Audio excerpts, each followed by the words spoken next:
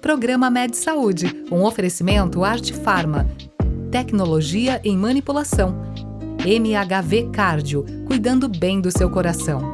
Estamos aqui para o segundo programa com o Dr. Tárcio Figueiredo sobre cardiopatia estrutural, o que você precisa saber em relação ao tratamento hemodinâmico. Tárcio, vamos para o segundo bate-papo aqui. O primeiro foi bom, agora nós vamos para o segundo, tem muito assunto.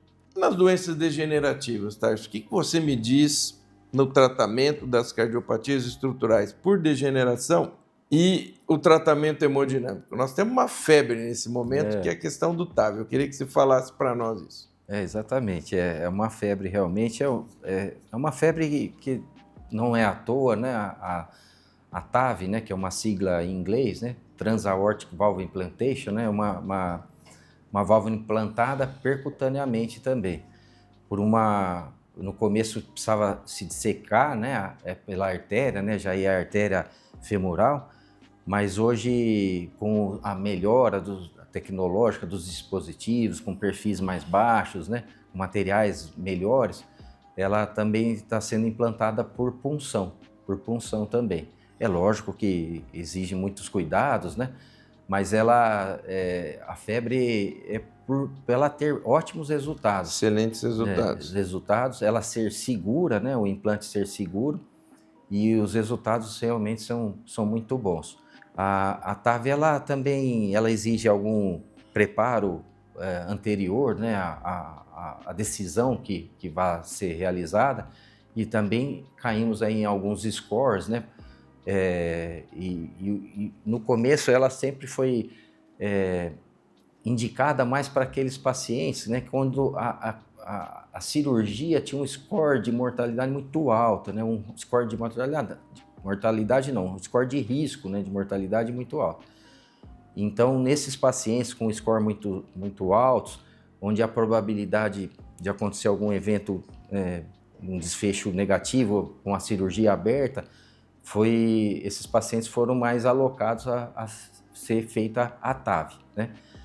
E a TAV, para ser feita também, exige também alguns exames, né? Alguns exames para a gente saber por onde a gente vai entrar, como que a gente vai fazer.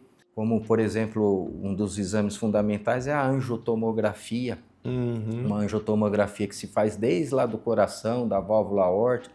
Aí todo o trajeto por onde vai ser percorrido para a prótese chegar desde o coração até lá nas artérias ilíacas, femorais, para você saber a condição das artérias, porque a prótese, apesar de ter melhorado muito a estrutura, o perfil dela ultimamente, mas há casos que a anatomia não se permite, né? Não se permite a passagem da prótese. Às vezes a pessoa tem uma doença aterosclerótica muito grande ali nas pernas e não consegue se passar a prótese. Aí tem que pensar em outras maneiras, né, de ser realizadas esse implante, de outros vias arteriais também, ou até a via transapical, né, uma outra maneira que possa ser realizada também. Uma vez que a TAV sempre é realizada, não sou eu que vou decidir, não é só você que é o cirurgião, eu que sou hemodinamicista, não é só o clínico, né? A gente precisa ter aquilo que os americanos chamam de hard team, né? O time ali que vai decidir junto o que é melhor para o paciente, porque é uma decisão complexa, né? Então tem que ver vários aspectos, como os acessos, a característica da estenose, né? Ela é muito usada em estenoses da válvula aórtica, e agora está sendo até usada em insuficiência também, há casos que a gente já usou insuficiência aórtica também. Então esse hard team junto vai sentar, conversar e decidir o que é melhor para aquele paciente.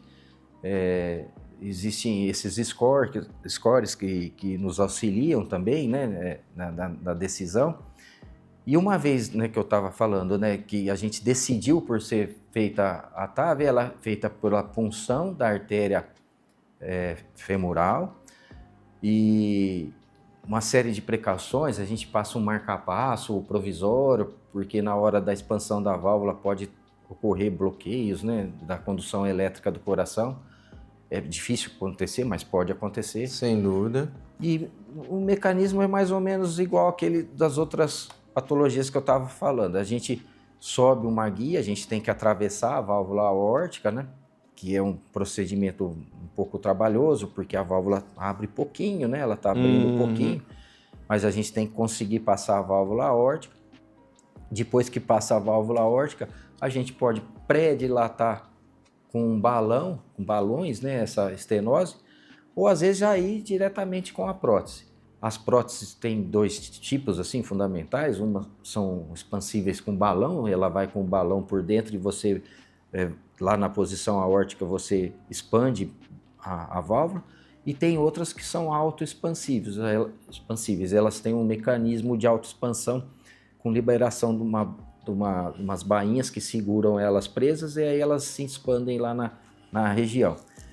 Esses procedimentos também são feitos também com auxílio do ecocardiograma, geralmente transesofágico também, para nos auxiliar na posição, para trazer o diagnóstico pré e pós também, para ver se também não fica, se a válvula ficou bem expandida no local, porque às vezes a válvula é muito calcificada e você pode criar problemas ali com aqueles leaks que a gente fala, né, paravalvários, que são passagens de sangue entre a válvula nova e a estrutura do próprio paciente. Então o eco é fundamental também para nos auxiliar nesses procedimentos. Você tem preferência por algum deles, Tarso? Ou autoexpansível ou balão expansível? Então, eu particularmente, talvez até pelo começo do meu treinamento, eu gosto mais das autoexpansíveis, sabe? As válvulas mais autoexpansíveis. Você soltou ali, está resolvido. Está resolvido. E ela tem uma força radial grande, né? É isso que eu ia falar. A força radial da autoexpansível é muito maior do que a... da balão expansível é muito maior do que a autoexpansível. Então, quando você vai com a balão expansivo, você tem a maior força radial. E muitas vezes você não precisa nem balonar a posterior ela novamente. As autoexpansivas têm menos força radial.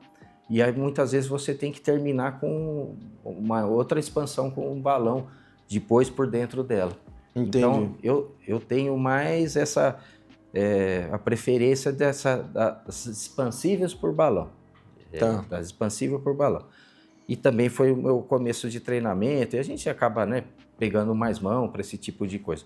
Mas há pacientes para os dois casos. Sim. Pacientes para os dois casos. Hoje a gente está falando em TAV, né? Porque a gente precisa de muitos estudos para usar esses tipos de próteses em pacientes mais jovens. Porque como elas são relativamente novas, né? Apesar de estar mais de 15 anos, aí, mas elas são novas ainda na medicina, a gente não sabe o que vai acontecer com essa prótese depois, se ela degenerar, e como vai ser o tratamento dela. Sim. Então, o tratamento cirúrgico é complicado pós-TAV, né? É uma das coisas que a gente tem discutido muito, Tarso, na indicação, porque nós sabemos que isso expandiu muito. Sim. Hoje se usa não só nos pacientes de alto risco, mas até nos pacientes de baixo risco. O que tem se discutido muito é que seja balão expansível, seja autoexpansível, elas são, depois que elas estão ali, como ambas têm uma força radial grande, elas são praticamente incorporadas à estrutura. E aí, se você eventualmente precisa retirar uma dessas próteses, ou porque ficou com vazamento grande, ou por um processo de endocardite, ou até de trombose, que pode acontecer, tanto na cirúrgica quanto na percutânea, você acaba tendo que fazer uma cirurgia grande. Aí você tem que fazer um Bentall, você tem que tirar os ósseos coronários, tirar tudo aquilo, porque você não consegue tirar a válvula. Sim. Aquilo gruda, você tem que tirar o bloco inteiro e reconstruir toda a raiz da aorta. Isso tem sido muito discutido, você acompanha, e realmente é uma das preocupações, principalmente no cara jovem, né? Que é aquele cara que vai viver tempo suficiente para que o folheto da válvula implantada por catéter precise ser tratado, né? E muitas vezes se fala do valve em valve, né? De poma, mas aí você precisa ver se aquela primeira que foi colocada comporta uma outra dentro dela, senão a gente vai acabar fazendo uma estenose, enfim, esse assunto dá discussão aí para muito. Mas eu também concordo que essa é uma terapêutica que veio para ficar. A tendência disso é baratear, claro, né? E aí para que isso fique mais acessível a todo mundo. Da tua experiência, Tarso, você teve muitos casos em que não dá para fazer pela femoral? Não tivemos muitos casos que não dá para fazer pela femoral, não.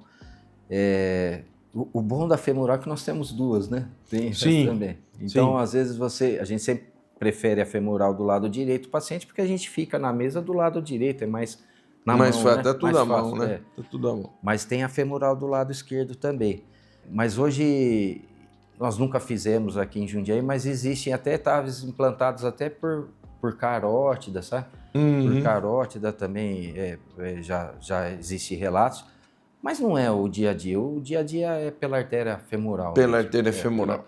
E tem um avanço tecnológico que a gente tem os balões farmacológicos agora. Então, às vezes, você tem obstrução na femoral que possa dificultar a passagem da prótese e você pode fazer o balão farmacológico ali naquele local. Você prepara a artéria femoral para a passagem da prótese, sem colocar outro stent ali, não, né, invadindo ainda mais o paciente. Você pode fazer o balão farmacológico, passar a prótese, você faz o teste final, né? Depois que tudo acabou, a gente sempre testa lá a artéria femoral, né? Por onde entrou a prótese, né? Que ela tem um perfil alto ainda, né? E estando tudo bem, sem nenhuma perfuração, nada, acabou ali. É lógico, se acontecer alguma coisa, aí coloca um stent recoberto, alguma coisa desse tipo para tratamento. Isso nos pacientes mais difíceis, né? Nos pacientes mais difíceis. Mas a melhora tecnológica das próteses estão permitindo ser usadas em mais pacientes. E tem aquele mecanismo, aqueles oclusores, o perclose, né, que são utilizados porque muitas vezes a perfuração na parede da artéria é grande, né, e pode fazer hematomas e tudo mais, né? Não se pode fazer a TAV sem esses dispositivos, não tem a menor possibilidade. Tem que sempre usar os sempre deixar os oclusores para não ter problema, né? Com eles. Já entra com eles, né? Muito bom.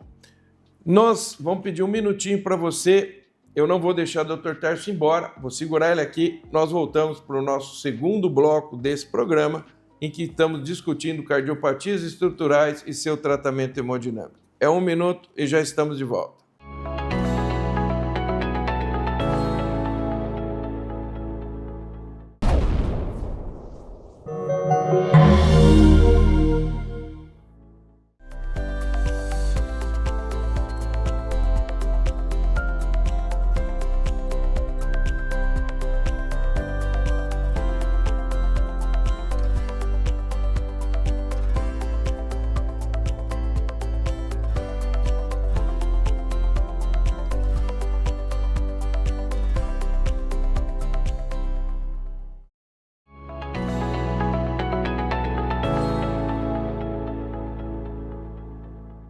Estamos de volta para o segundo bloco desse programa com o Dr. Tarso Figueiredo, médico cardiologista e hemodinamicista, falando sobre cardiopatias estruturais e seu tratamento hemodinâmico. Tarso, precisamos esclarecer nosso público agora de uma coisa. Que exames que são importantes, que você considera importantes para a detecção das doenças estruturais, para que você possa fazer o seu planejamento do tratamento percutâneo? Então, a primeira coisa que a gente não pode esquecer é o exame físico, né? O exame físico bem realizado no paciente, onde a gente pode identificar a presença de sopros cardíacos, né? Vasculares, entre outras coisas, né?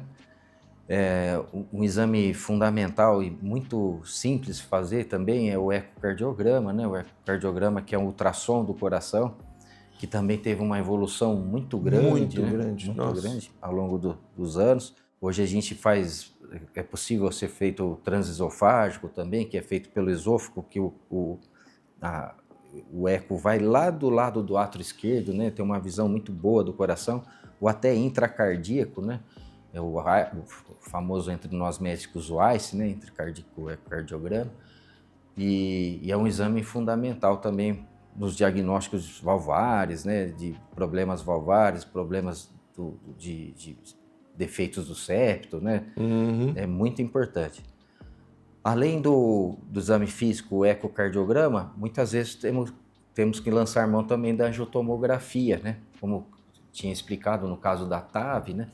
A angiotomografia, ela dá uma ideia fundamental do tamanho do anel valvar, o tamanho da prótese que você tem que usar, dos acessos né, que são melhores para você usar. Então a angiotomografia na TAV é muito importante, vocês na cirurgia, né, para a gente detectar ramos colaterais, né, de extrema importância, estenoses de ramos, né, que eu não tinha até comentado, de artérias pulmonares, ramos pulmonares, que a gente pode atuar também, a angiotomografia também é fundamental. Alguns casos a ressonância magnética para ver a parte mais também estrutural do coração, também é um exame que em alguns casos pode nos auxiliar. E o famoso cateterismo cardíaco, né? O cateterismo cardíaco também ainda é bastante importante, principalmente para a gente ver os efeitos hemodinâmicos dessas comunicações, né? Se está tendo hipertensão pulmonar, se tem resistência dos vasos pulmonares. Sim, né? sem dúvida. Para ter ideia até de como que vai evoluir depois da correção. Primeiro, se dá para corrigir, né? Isso. E segundo, como é que vai evoluir. E eu te pergunto, Tarso, você tem bastante experiência. O prognóstico desses pacientes é bom, né? Um tratamento percutâneo hoje bem feito, Sim. ele tem uma sobrevida excelente, né? Você não está perdendo para nenhum outro método. Sim, eles têm ótimos resultados, né? E são seguros, né?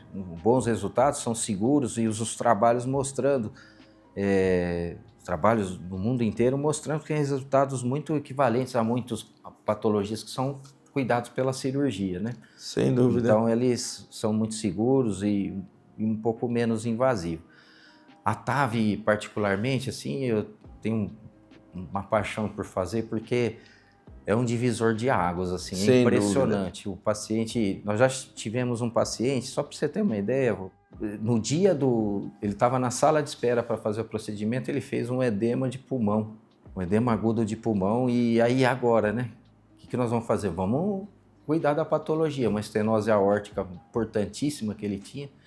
O anestesista veio, nos ajudou, conseguimos tirar ele do edema de pulmão, ele foi direto para a sala, ele fez o procedimento.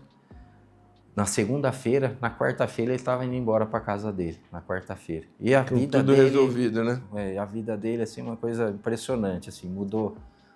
Impressionante mesmo. Eu acho que isso é um ponto de inflexão da curva, né? Eu acho que esse é um procedimento que cada vez mais evolui, cada vez mais ajuda pessoas, e até porque ele consegue tratar uma faixa etária que para a cirurgia seria quase que proibitivo, né? Exatamente. Octogenários e tal, que nesses casos nem se discute, né? Ou faz estável ou não vai ter o que fazer nada, e hoje você tem o que oferecer para ele. Exatamente. Tarso, me conta como é que você foi parar na hemodinâmica. Como é que foi isso? Você já queria fazer? Conta para quem está nos ouvindo, como é que foi se tornar hemodinamicista e por quê? Então, eu desde o segundo ano da faculdade eu já me apaixonei pela cardiologia, né? Não é difícil isso. Não é difícil. Meus filhos fazem medicina também, os dois, eu sempre estou tentando levar eles para a cardiologia. Mas um já está certo que vai, já quer fazer, a minha menina ainda está em dúvida. Mas quando eu me formei no interior, eu sou do interior, né? Formei em Catanduva. Isso. E depois fui fazer residência em São José do Rio Preto, né? Onde nós fizemos lá na equipe do Dr. Braille. Exatamente. Dr. Domingo Marcolino Braille. E lá na residência da hemodinâmica, ainda não pensava em hemodinâmica, mas eu conheci o Dr. Moacir Godoy.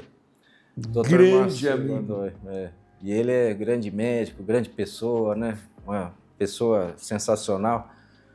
E talvez por causa daquela admiração que eu tive por ele ali na residência, uma pessoa, né, fantástica, acabou me guiando para a hemodinâmica. O culpado foi o Dr. Moacir Godoy. O Moacir Godoy, eu vou te contar uma história. Eu tenho um carinho muito grande por ele. O Godoy, ele estava no Piauí. Sim. E aí ele voltou para o estado de São Paulo, ele falou com o Dr. Braille e ele veio trabalhar com a gente em Rio Preto. E na época eu era residente. E o Godoy é um cara muito, muito bom médico, né? Um sujeito fora de série. E ele passava visita no pós-operatório. Mas o que a gente aprendeu com ele, Tarso, ele tinha uma visão, justamente por ser hemodinamicista, ele tinha uma visão da hemodinâmica dos pacientes que era impressionante. O upgrade que ele deu no pós-operatório foi um troço absurdo. Aí depois abriu o hospital de base, e ele foi crescendo. E ele era um sujeito fora da curva, mas muito desvio padrão fora da curva. E não é difícil a gente se entusiasmar tendo o Godoy para, né? Como nosso professor. E aqui em Jundiaí foi por causa do Dr. Márcio Trufa, né? O Dr. Márcio Trufa... Grande amigo também, grande amigo. Ele é meu primo, sabe? Ele é meu primo, ele é primo do meu pai, meu primo, né? E uma das indas lá... Pioneiro da hemodinâmica, que diga-se de passagem. O pioneiro da hemodinâmica em Jundiaí, eu acho que isso a gente precisa falar para o nosso público. O Márcio Trufa, que é um grande amigo nosso, foi o pioneiro, foi o médico que trouxe o estudo hemodinâmico para a cidade de Jundiaí. Ele faz parte da história da cardiologia da cidade. E o Márcio, ele tem parentesco, tem parentes lá, o irmão dele mora em São José do Rio Preto, e numa das indas lá ele falou, você vai trabalhar comigo. Olha, vai trabalhar comigo mesmo. Eu lembro do Márcio, porque o Márcio, eu conheci o Márcio há muitos anos, eu ainda estava na Unicamp, tinha reunião de hemodinâmica lá, e ele ia também participar, né? E aí ficamos amigos ali, e aí você vê que a vida, eu vim para Jundiaí e ficamos muito amigos, e realmente uma pessoa que eu quero muito bem. Tárcio, me conta uma coisa, você teve toda essa influência e teus projetos, o que você pensa em fazer? Você tem filhos fazendo medicina, a hemodinâmica agora está num ponto maravilhoso, assim, espetacular, cada vez mais tratando as doenças. Você trabalha em vários hospitais. Quais são teus projetos para o futuro? Eu sou muito assim, de viver o presente, né? É lógico que a gente tem alguns sonhos, né? E Jundiaí tem as perspectivas de abertura de novos hospitais, né? Com hospitais modernos, né? E a gente quer participar disso também, né? Nós estamos falando agora do Hospital da Unimed, que está chegando. Exatamente. Então, legal, né? A gente quer participar disso, sempre querendo levar qualidade, né, para os nossos pacientes e novas tecnologias, né? Então, sou muito aberto a essas novas tecnologias, gosto disso, sabe? A gente é novidadeiro, né? Gosto dessas coisas. Então é isso, vivendo o presente, mas sempre com um olhar para o futuro. Exatamente. Com certeza tem gente nos ouvindo que pensa em fazer cardiologia e pensa em fazer hemodinâmica. Sim. Você que é um profissional de sucesso nessa área, que conselho você deixaria para quem está nos ouvindo agora e que pensa em fazer cardiologia e fazer hemodinâmica? Eu sou suspeito para falar, né, da cardiologia hemodinâmica, porque tenho um amor grande a isso, né? Eu falo para minha família, eu me achei na medicina nessa área, né? Eu me achei. A gente não se concebe não fazendo isso, né, Tárcio? É impressionante. Exatamente. Que não é uma profissão, é um pedaço da gente, né? É um pedaço da gente. Então, eu acho que quem quer fazer é um caminho longo, né? A gente tem que fazer 2 anos de clínica médica hoje, fazer 2 anos de cardiologia e 2 anos de hemodinâmica. Então, são 6 anos. Uma outra faculdade de medicina. Outra faculdade de medicina. Mas você já é formado, né? É diferente depois que você é formado. Claro, né? Sem dúvida. E fazer uma formação direitinho, né, Tárcio? Antes de ser um cardiologista, você tem que ser um clínico. Conhecer de clínica. E depois, antes de ser um dinamicista, você tem que ser um cardiologista. Então, veja, o Tárcio está chamando a atenção de um troço importante. Quer fazer? Faça bem feito. Faça uma formação completa. Porque você vai ter a vida toda para fazer hemodinâmica, exatamente, né, Tárcio? Mas é apaixonante, hemodinâmica é apaixonante, está surgindo muitas coisas aí. Eu trabalho também no hospital regional, recebo os alunos lá e também fico incentivando eles. É importante. Primeiro, né? Faça com eles o que o Godoy fez com você. Exatamente. Vai ser importante. Bacana. Acho muito legal. Estivemos aqui com o Tárcio Figueiredo, meu grande amigo, excelente hemodinamicista, falando sobre cardiopatias estruturais, tratamento hemodinâmico. Eu tenho certeza que você curtiu muito esse programa, assim como eu. Lembre-se, canal 25 ou 525, NET, o Med Saúde é o seu encontro semanal com a saúde e nós esperamos você. Programa Med Saúde, um oferecimento Arte Farma, tecnologia em manipulação. MHV Cardio, cuidando bem do seu coração.